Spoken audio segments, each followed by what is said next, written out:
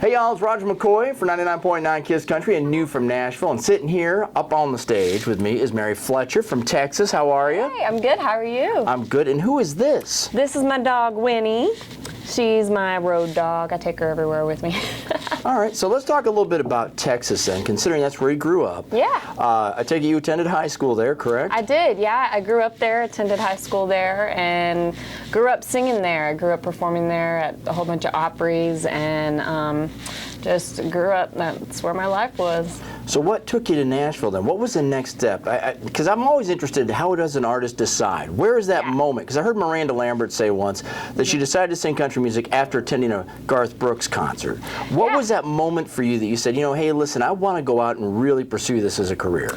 Well, I always knew that I wanted to sing ever since I was 7 years old. I don't know what it was. Ever since I hit the stage, I just knew it was what I wanted to do. And then as far as Nashville, I had made a record with a whole bunch of cover songs on it, and we had just sent it out to a lot of people, and a guy that my mom had worked with a guy in Nashville.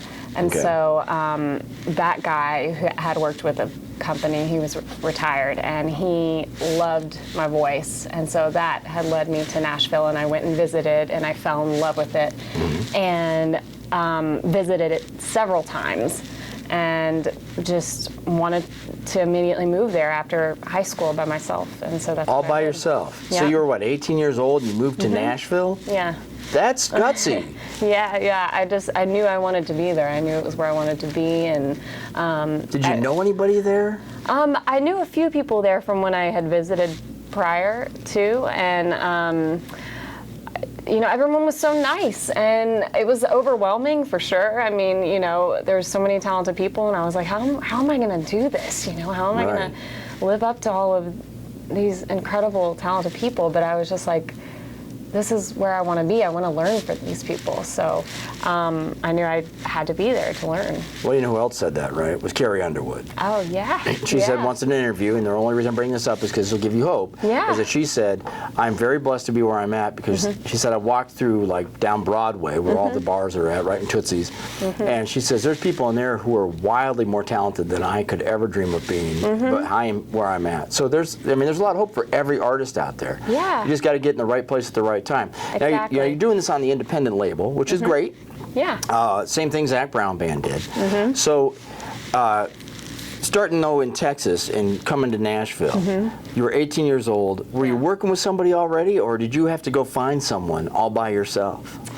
I was working with a few people. I was working with this songwriter, AJ Masters, and I was basically just writing all the time. And I didn't really know who I was as an artist, so he was just helping me write songs. And I was just trying to figure out who I was. And over the course of, I guess, 4 years in Nashville, I was just trying to find my way. And then I recorded an album with him, and it was great. And then I ended up meeting Cody McCarver, who was working with Confederate Railroad, who had a lot of success. And I wrote with him, and I wrote with this other guy, Chase Coy, who was incredible. And I finally kind of started finding out who I was, and meeting people, and just finding out who I was. So who are you then? Explain to me in a couple words if you I don't could. know. I still don't know exactly who I am, but I'm starting to figure it out with this EP. All right, well that's fine, because it takes a while to develop who you are. I mean, look at Tim McGraw. Tim McGraw went from a very traditional sound to a pop sound. Now he's coming back to a traditional sound. So it really is about what's marketable, of course. It is. But let's talk about your hometown then in Texas. Where are you from? What town? I'm from Lubbock, Texas. Oh wow, Yeah. That's a pretty famous town. It is, yeah. It's home of like Buddy Holly and Mac Davis, and just a bunch of rich music talent there, and I'm so blessed to be from there. Now, did your parents move there because that's where they were from, or did they go there because of the music history? I was born and raised there. Oh, so, wow. Now, is it their hometown as well? Yes. Wow, so you've really had quite an experience then. I have, yes. Lived there for many years, and so I love it.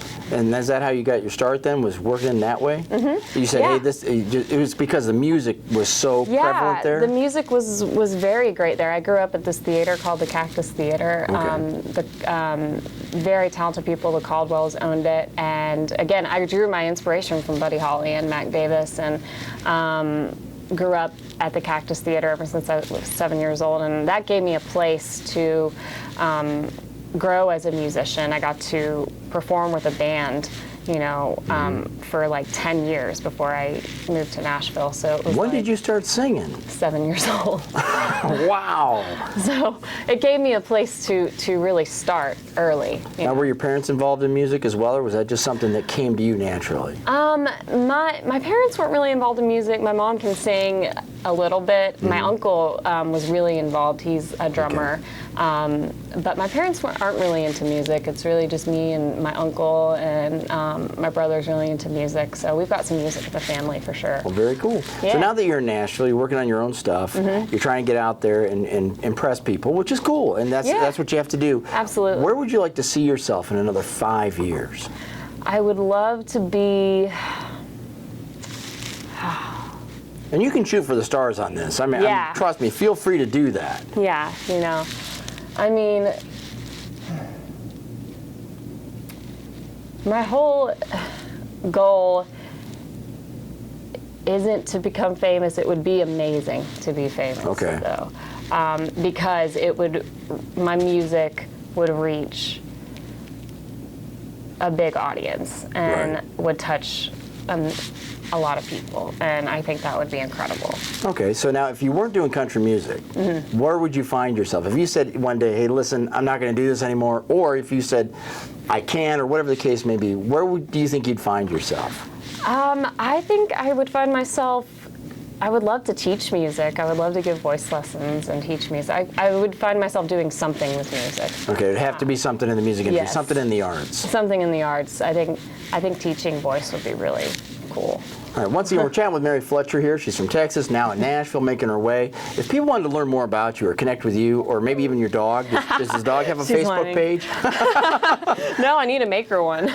But how can people get in touch with you online? Yes, you could go to my website, maryfletchermusic.com, or my Facebook page, facebook.com/maryfletchermusic. I'm on there all the time. I post a lot. All right, very cool. Well, again, Mary Fletcher, make sure you check her out. And thank you very much for tuning in. This is New from Nashville with 99.9 KISS Country.